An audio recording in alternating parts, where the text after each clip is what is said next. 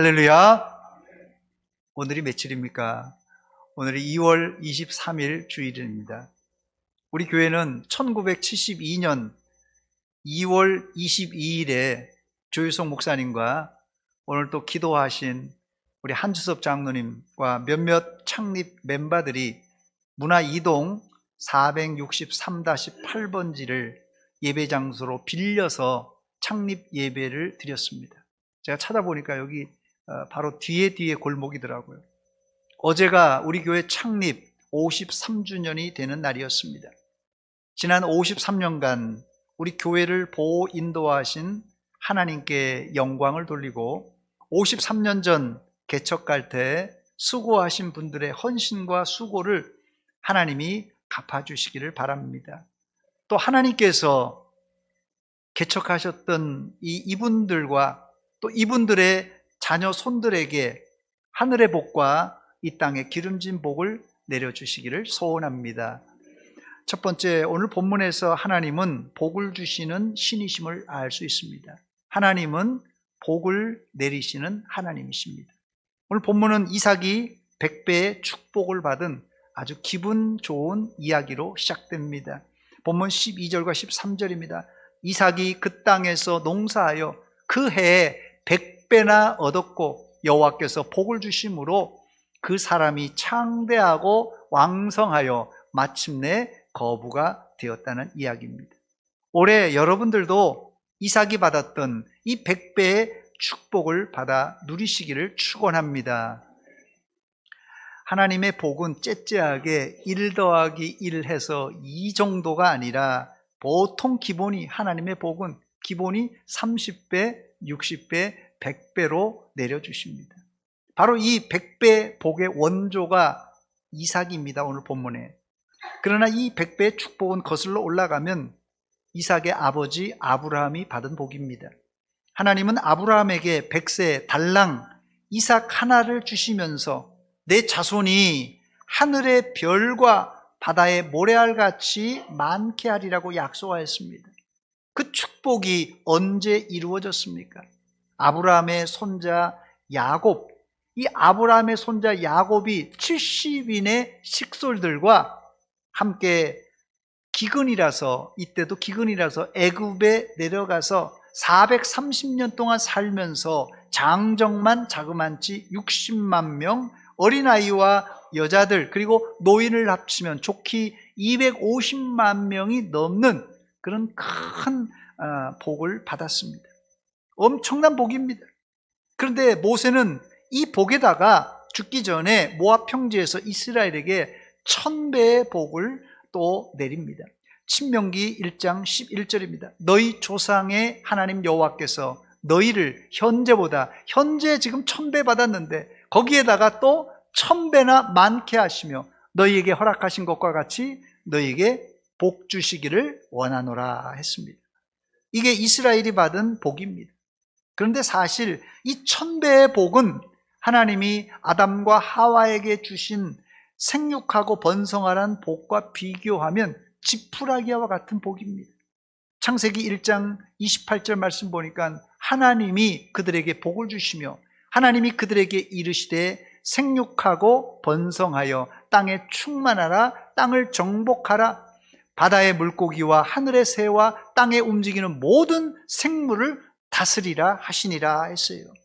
생육하고 번성하며 땅에 충만하고 땅을 정복하고 바다의 물고기와 하늘의 새와 땅에 움직이는 모든 생물을 어떻게 하라고요? 다스리라는 이 복은 100배, 1000배가 문제가 아니라 아예 이 세상의 모든 소유권을 건네받은 복입니다.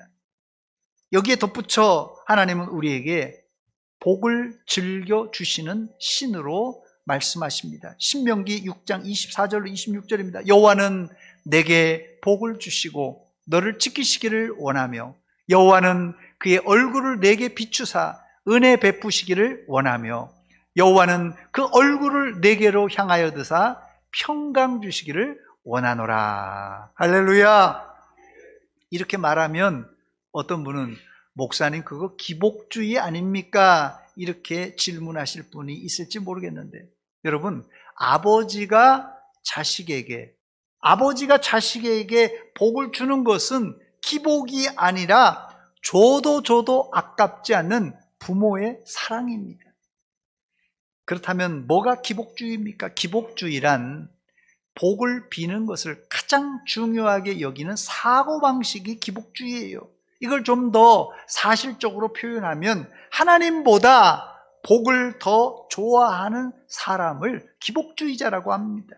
기복주의자들은 뭐 하나님이냐 부처냐 하나님이냐 알라냐 이런 것 상관없이 자기를 이롭게 하면 그건 다 자기가 좋아하는 신이라고 믿는 사람이에요. 즉 기복주의자들은 복만 주면 어느 신이든지 따르고 오로지 복만 목적 삼아서 신앙생활하는 사람들입니다. 여러분들은 복을 쫓아가지 말고 하나님만 믿으시고 그 하나님이 주시는 30배, 60배, 100배, 아니 1000배, 10,000배의 복을 받아 누리시기를 축원합니다. 두 번째, 그런데 이삭은 언제 어떤 상황에서 100배의 축복을 받았습니까? 이삭은 1년, 2년, 3년 꼼꼼히 저축해서 거부가 된 것이 아닙니다. 이삭은 100배의 복을 받기 전에 극심한 기근으로 흉년을 겪었습니다. 이삭은 흉년으로 가나안 땅에서 이제 애굽으로 내려가던 도중에 하나님께서 블레셋 땅에 머무르라는 지시를 내립니다. 바로 이런 블레셋 땅에 머무는 막막한 나그네 생활 중에 이 100배의 복을 받은 것이에요. 한마디로 전혀 100배의 축복을 받을 상황이 아니었지만 인간의 생사화복을 홀로 주관하시는 하나님께서 복을 주심으로 이삭이 100배의 축복을 받은 것입니다. 그래서 작은 부자는 근면에서 나오지만 큰 부자는 하늘에서 내려준다는 속담과 같이 100배의 축복은 하나님이 복을 주셔야 받을 수 있는 복입니다. 오늘 저녁부터 부흥회가 시작되는데 지난주에 제가 엘리야 시대는 아합과 이세벨이 통치할 당시로 이스라엘은 윤리 도덕은 물론 영적 암흑기라고 말씀드렸어요. 바로 그때 하나님은 하늘에서 불이 떨어지게 하심으로 온 이스라엘이 영적 부흥을 경험하게 하십니다. 혹시 이 자리에 나는 영적 침체기라고 생각하는 분들이 있습니까? 그런 분들이 있다면 오늘 저녁부터 있는 부흥회에 참여하여 하나님이 준비해 놓으신 은혜와 복을 100배, 1000배, 10,000배로 받아 누리시기를 축원합니다. 이삭이 극심한 기근 가운데 그는 가장 중요한 신앙의 자세를 가졌는데 그것이 뭐냐면요, 하나님의 말씀에 순종하는 것입니다. 이삭은 흉년을 만나 물 좋은 애굽으로 내려가다가 하나님께서 그리로 내려가지 말라 하고 블레셋 그랄에 머물라고 하셨어요. 이때 이삭은 두말하지 않고 아멘하고 즉시 순종했습니다. 창세기 26장 2절입니다. 여호와께서 이삭에게 나타나 이르시되 애굽으로 내려가지 말고 내가 내게 지시하는 땅에 거주하라. 상식적으로 흉년에 물이 풍부한 애굽으로 내려가야 정상인데 이삭은 척박한 땅이었지만 하나님이 머물라고 하실 때 뒤도 돌아보지 않고 그 말씀에 순종했습니다. 아마 이삭도 애굽으로 내려갈 것인가 블레셋에 머무를 것인가 이런 갈등이 있었을 것입니다. 그러나 이삭은 이런 선택의 기로에서 누구의? 하나님의 말씀에 순종했습니다. 그때 하나님은 그 해에 그 땅에서 농사하여 100배의 결실을 얻게 하셨고 결국 거부가 되게 하셨습니다. 본문 12절과 13절입니다. 이삭이 그 땅에서 농사하여 그 해에 100배나 얻었고 여호와께서 복을 주심으로 그 사람이 창대하고 왕성하여 마침내 거부가 되었더라. 할렐루야! 세상에서도 기회를 잘 잡아야 성공할 수 있다고 하는데 이삭은 하나님이 주신 그 해에 그 땅에서라는 찬스를 잡아서 믿음의 조상 아브라함의 아들답게 믿음의 대를 이어갈 수 있었습니다. 세 번째, 이삭이 100배를 넘어 1000배의 복을 받은 것은 온유한 성품과 양보의 사람이었기 때문입니다. 이삭은 그랄에 거주하면서 이 블레셋 사람들과 알력이 생겼습니다. 물 때문에 일어난 싸움이었어요. 중동의 뜨거운 모래사막에서 특히 목축하는 이삭의 입장에서는 물이 없으면 농사는 고사하고 당장 목말라서 짐승은 물론 사람까지 목말라 죽게 생겼습니다. 그래서 이삭은 그랄에 도착하자마자 우물을 팠습니다. 그런데 이삭은 파는 곳마다 우물을 얻습니다. 블레셋 사람들이 가만히 보니까 이삭은 뭘 해도 잘 되거든요. 이때 다툼이 일어났습니다. 여러분이 성공하고 잘 나갈 때 조심해야 돼요. 여러분들이 성공하고 잘 나갈 때 꼭 시기와 질투가 일어납니다. 본문 20절입니다. 그랄 목자들이 이삭의 목자와 다투어 이르되 이 물은 우리의 것이라 하매 이삭이 그 다툼으로 말미암아 그 우물 이름을 에색이라 하였으며 했어요. 지금은 이런 분쟁이 별로 없습니다만은 과거 제가 어릴 적만 해도 농촌에서 이제 모내기 전에 논에 물을 대야 되잖아요. 논에 물을 댈 때 서로 물을 차지하려다가 칼부림이 나는 경우가 종종 있었어요. 물이 부족한 팔레스타인 지역은 더 말할 것도 없습니다.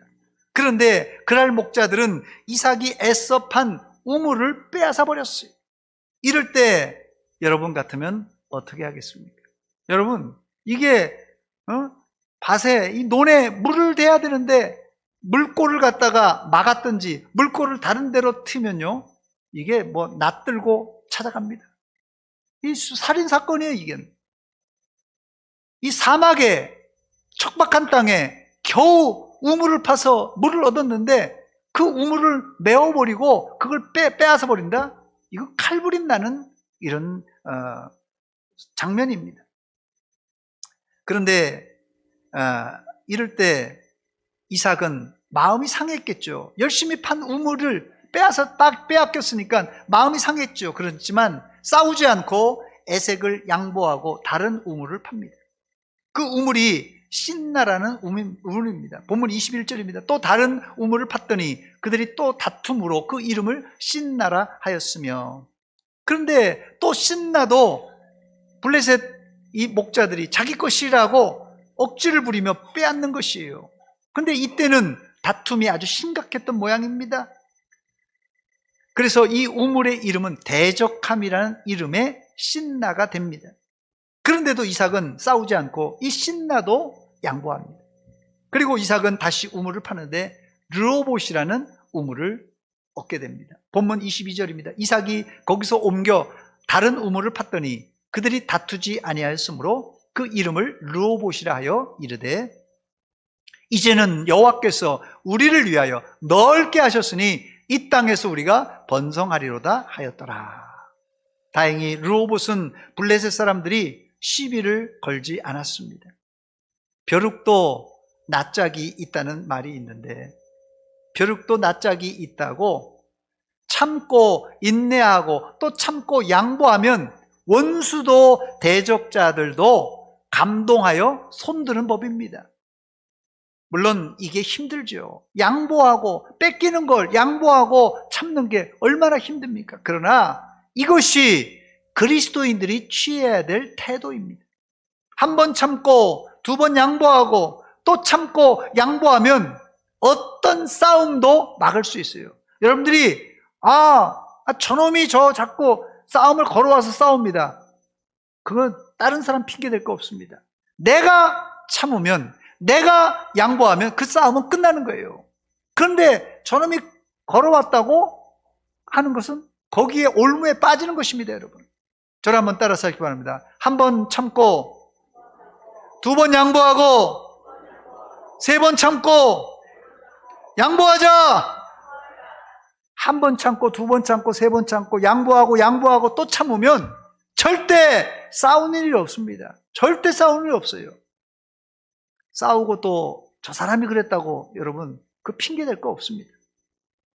이렇게 했는데도 또 싸움을 거는 사람이 있어요. 이 독종들이 있잖아요. 사회에서는 독종들이 또 있다니까요. 한 놈씩. 그 사람은 사람이 아니라 마귀 사탄의 앞잡이입니다. 그런 놈들은. 교회법에도 3번까지는 이제 참으라는 말이 있어요. 그래서 문제가 생겼을 때 1대1로 만나서 문제를 풀려고 그래요. 만약에 이게 안 될 때는 1대 다수로 1대 2사람, 3사람, 4사람이 함께 가서 또 풀려고 합니다. 이것도 안 될 땐 교회에다가 얘기해서 교회에서 이제 말할 때 이 교회의 이야기도 듣지 않는다면 그 사람은 이방인과 이 다른 사람처럼 여기고 그 사람과 상종하지 말라고 그렇게 말했습니다. 그래서 결국 3번째 이삭이 얻은 우물은 장소가 넓다는 뜻의 르호봇이 됩니다. 다툼의 우물 에색, 대적의 우물 신나를 양보했을 때 더 크고 더 넓은 르호봇을 하나님께서 이삭에게 주셨습니다. 그런데 이삭은 르호봇조차도 내려놓고 브엘세바로 올라갔습니다. 그 이유가 뭡니까?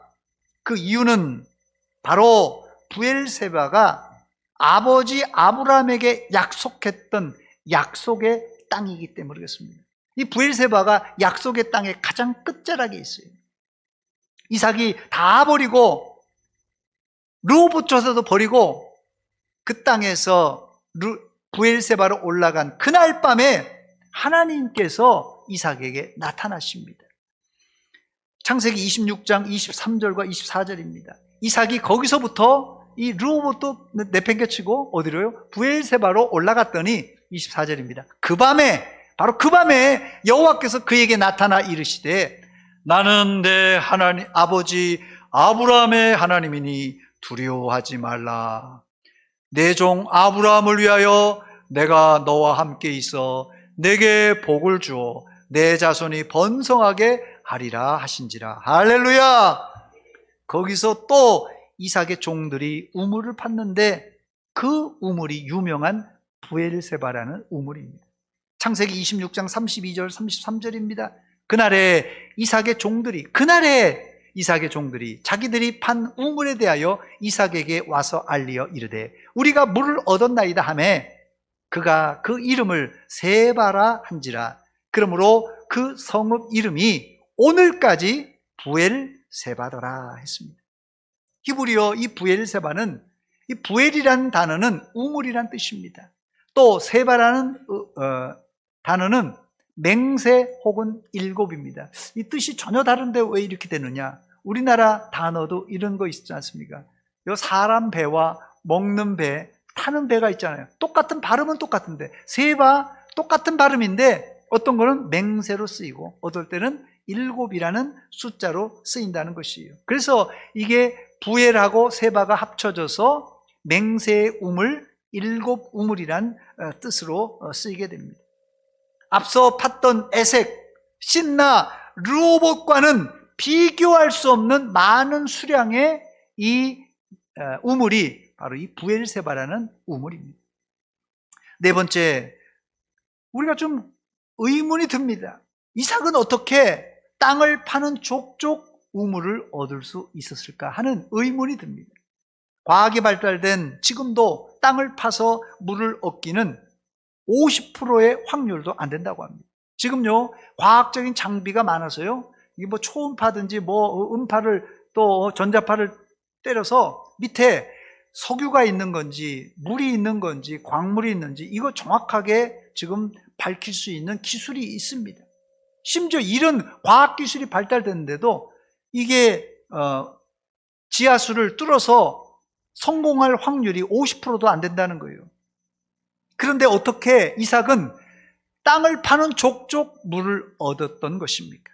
그 비결이 있는데 그 비결은 이삭은 땅을 파서 우물을 얻은 것이 아니라, 잘 들으세요, 이삭은 땅을 파서 우물을 얻은 것이 아니라 우물을 파서 우물을 얻은 것입니다.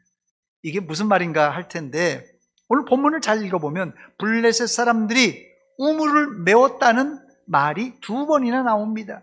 본문 14절과 15절입니다. 양과 소가 떼를 이루고 종이 심이 많으므로 블레셋 사람이 그를 시기하여 그 아버지 아브람 때 그 아버지의 종들이 판 모든 우물을 막고 흙으로 메웠더라 그랬어요.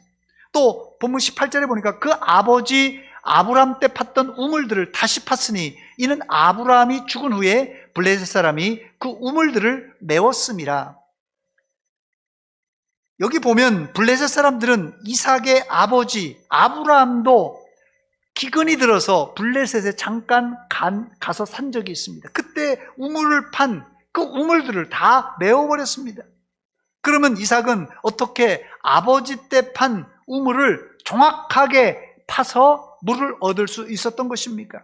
그 방법은 아주 간단한데 아버지 아브라함 때 섬기던 나이 많은 종들이 아직도 생존하고 있었기에 이삭은 손쉽게 우물을 팔 수가 있었습니다. 즉 이삭은 100% 땅을 파서 우물을 얻은 이유는 아버지 아브라함 때 팠던 우물을 블레셋 사람들이 다 메워버렸는데 바로 그 메운 장소를 팠기에 100% 물을 얻을 수 있었던 것입니다. 우리 교회는 지난 53년의 역사 속에 대전시에서 부흥하는 교회로 소문난 교회였습니다.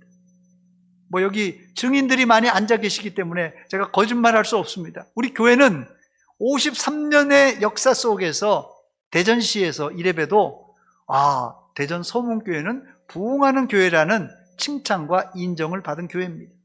그 부흥이 바로 우리 고 조유성 목사님과 초대 개척자들이 팠던 부흥의 우물이었습니다. 우리가 이 우물을 다시 팔 때 부흥의 물줄기를 얻을 수 있다고 저는 확신합니다.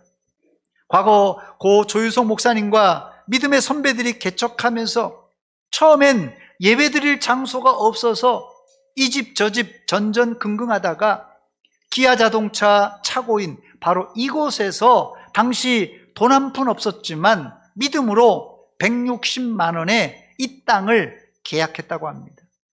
빈손이었던 조 목사님과 창립 멤버들은 기도할 것밖에 없었다고 합니다. 그때 하나님은 중도금과 잔금까지 한 번도 미루지 않고 이 부지를 매입할 수 있도록 순탄하게 역사하셨다고 합니다. 그 이후 우리 대전 서문교회는 1년 후 개척하고 1년 후 장년 성도만 180명이 넘었고 아이들은 빼고요. 장년 성도만 180명이 넘었고 얼마 안 가 예배당을 건축함으로 대전 노회에서도 대전시에서도 부흥하는 교회 모델이 되었습니다. 그 토대가 무엇입니까? 말씀 중심의 목회와 열정적인 기도 그리고 좋은 소문이 난 것입니다. 우리가 다시 부흥의 우물을 파려면 미국에서 신학교에서 배운 거 무슨 어디 신학교에서 배운 거 그런 방법이 아니라 과거 부흥 1세대가 파놓았던 그 우물인 말씀과 기도 그리고 전도의 우물을 다시 팔 때 하나님이 이삭에게 그 해에 그 땅에서 100배의 복을 주신 같이 우리 교회도 100배의 복을 받아 누릴 줄 믿습니다. 이번 부흥회가 바로 이런 부흥의 우물을 다시 파는 기회가 되시기를 바랍니다. 끝으로 5번째, 이삭은 단순히 100배의 복을 받은 것보다 평화의 사람으로 성숙했습니다. 열심히 파서 얻은 우물을 빼앗긴 경우 아마 이 자리에도 성질이 좀 급한 분이 있잖아요. 성격이 급한 분들은 아마 12번도 더 싸웠을 것입니다. 그러나 이삭은 참고 또 참았습니다. 드디어 블레셋 왕 아비멜렉과 그 친구 아우삭과 군대 장관 비골이 상호 불가침 조약을 맺으러 제 발로 찾아왔습니다. 이때요, 아버지 아브람 때 아브람이 거느리고 있었던 식솔들 중에 장정들만, 전쟁에 나갈 수 있는 장정들만 318명을 데리고 있었어요. 그런데 아들 이삭 때는 더 많은 식솔과 많은 양떼, 소떼를 가지고 있었어요. 그러니까 이삭은 단순한 개인이 아니라 당시로는 부족장입니다. 말하자면 그 당시 고대사회, 벌써 이게 뭐 4,000년 전 얘기니까요. 그 당시만 해도 뭐 나라나 국가적인 개념이 없었기 때문에 힘센 놈이 이게 이기는 거예요. 그러니까 숫자가 쪽수로 미는 거예요. 그러니까 블레셋 아비멜렉이 보더라도 저게 만만하지 않거든요. 심지어 우리보다 더 강하다고 그랬어요. 여기 보니까 창세기 26장 26절로 27절입니다. 아비멜렉이, 이게 블레셋 왕입니다. 아비멜렉이 그 친구 아우삭과 군대 장관 비골과 더불어 그랄에서부터 이삭에게로 온지라.